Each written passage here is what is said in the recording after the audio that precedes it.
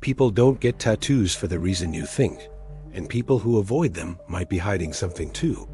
Today on Mind Maze, we are uncovering the real psychology behind tattoos. Why do some people feel compelled to get them, while others refuse to ever have one? We'll explore the unseen forces driving both sides. This isn't just about art or rebellion. It's about identity, control, permanence, and belief. Stick with me, because by the end of this video, you might recognize yourself in a way you never expected. Most people believe tattoos are simply a form of self-expression, but psychology tells a different story.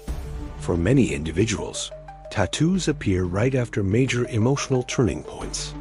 Think about it: loss, reinvention, survival, transformation. The tattoo becomes an anchor, a way of locking a version of the self into place. This is known as identity anchoring. It's the mind saying, "This moment matters. Don't let it disappear." But that's only one piece of the puzzle. Now, here's a layer most people never consider: control and permanence. When someone feels a lack of control on the inside, making a permanent decision on the outside can restore a sense of psychological power. The pain of the needle becomes intentional. The choice becomes permanent.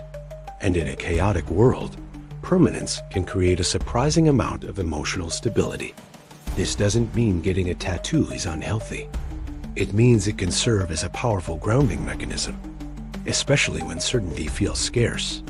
Now let's add another dimension to this.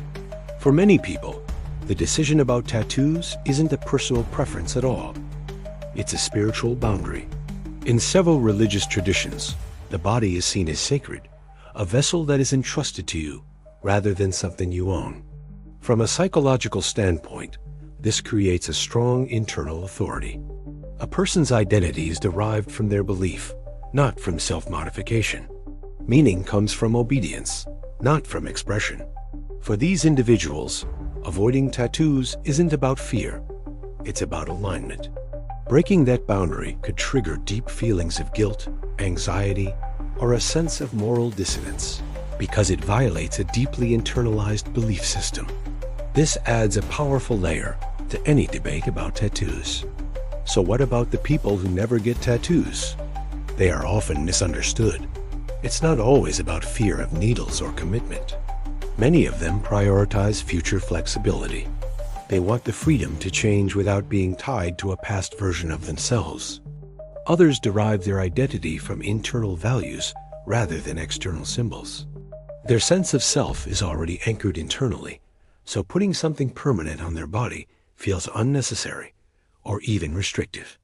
This fundamental difference in where people find their anchor is why conversations about tattoos so often become emotional instead of logical. And here's the uncomfortable truth. When people strongly dislike tattoos on others, they might be projecting their own fears of impulsivity, loss of control, or future regret. On the flip side, people who judge those without tattoos might be projecting their own insecurity, a need for validation that their permanent choices truly mattered. Most arguments about tattoos aren't really about tattoos at all. They're about how different minds create meaning in entirely different ways. So now, let me ask you, has this ever happened to you? Do you know someone whose beliefs completely shaped their view on tattoos? Are you driven more by identity, belief, or flexibility?